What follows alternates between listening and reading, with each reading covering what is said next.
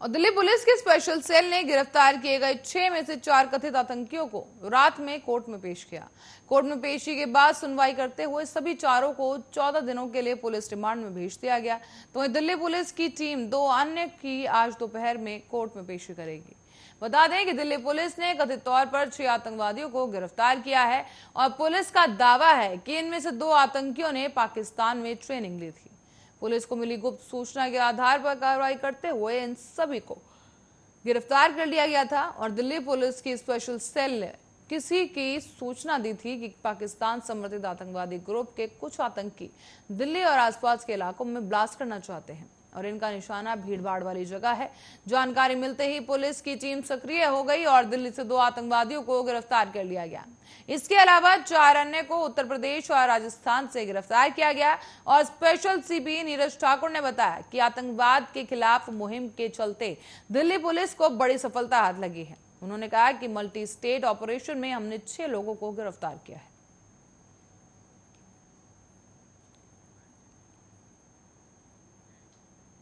बढ़ेंगे अगली खबर की ओर, जहां उत्तराखंड में पहली बार अब दुधारू पशुओं में लपी स्किन डिजीज यानी LSD वायरस का मामला सामने आया है। और इससे पहले गाय भैंसों में ये बीमारी भारत में साल 2012 में पश्चिम बंगाल और महाराष्ट्र में देखने को मिली थी। काशीपुर ब्लॉक के एक फार्म में 13 गाय भैंसों में लक्षण मिलने पर सैंपल की जांच के लिए भेजे गए, जिनमें 4 गायों की रिपोर्ट पॉजिटिव आई है। जिले के पशुपालकों को अलर्ट कर दिया गया है। साथ ही पशुपालन विभाग के अनुसार अब पशुओं में वायरस आने पर उनके शरीर में जगह जगह गांठें बन जाती हैं। बताते चलें कि पशुओं को तेज बुखार भी हो जाता है और इसके चलते पशु चारा खाना छोड़ देते हैं। ये वायरस पशुओं में मक्खी, मच्छर, पशु से पशु का संपर्क और पशुलार आदि जैसी चीजों से फैलता है। और ये वायरस पशुओं की वायरल बीमारी है जो मनुष्य में नहीं फैलती। इसके साथ ही इस वायरस से पशु मृत्यु दर बहुत कम है, लेकिन पशुओं में दूध उत्पादन कम हो जाता है। काशीपुर ब्लॉक के एक फार्म में करीब 13 गाय भैंसों में ये लक्षण पाए जाने पर उनके सैंपल जांच के लिए बरेली में RVRI भेज दिए गए थे। और ऐसे में मंगलवार को उनकी रिपोर्ट आई, जिसमें 4 गायों की रिपोर्ट पॉजिटिव पाई गई है।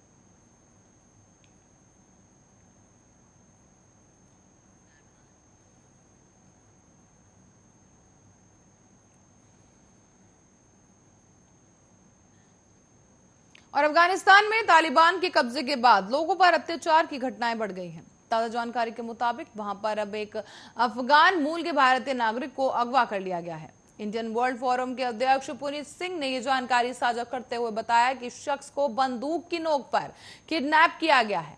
पुनीत ने आगे बताया कि उनको इस बात की जानकारी मिली कि एक सिख समुदाय के शख्स का काबुल में अपहरण हुआ है। उनका नाम बंसारी लाल अरंदेही बताया जा रहा है, जिनकी उम्र करीब 50 साल है। पुनीत ने आगे बताया कि उनका मंगलवार सुबह को करीब 8 बजे दुकान के पास से ही अपहरण किया गया। जानकारी के मुताबिक बंसारी को वहां दवा उत्पादन का काम करते हैं वो, और बंसारी के साथ ही उनके स्टाफ को भी किडनैप किया गया था। लेकिन स्टाफ किसी तरह से किडनैपर के चंगुल से भाग आया और उनको किडनैपर्स ने बुरी तरह पीटा।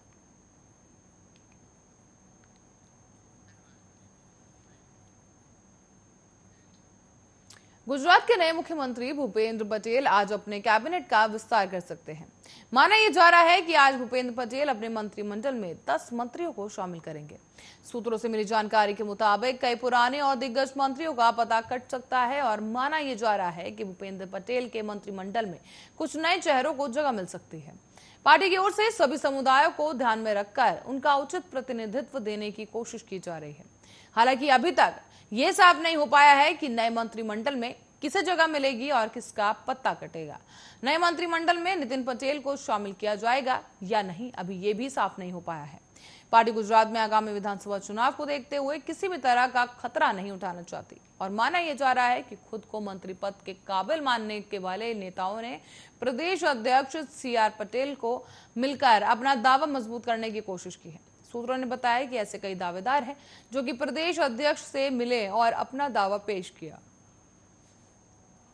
साथ ही आपको यह भी बता दें कि विजय रूपाणी के इस्तीफे के बाद अब भूपेंद्र पटेल ने सोमवार को गुजरात के नए मुख्यमंत्री के तौर पर शपथ ली थी। इस दौरान किसी भी मंत्री का शपथ ग्रहण नहीं हुआ था। हालांकि वहां मंत्री पद किसे दिया जाएगा और किस किसका पत्ता कटेगा, इस सवाल को लेकर प्रदेश प्रवक्ता ने कहा है कि मंत्रियों के नाम सोच विचार किए जा रहे हैं।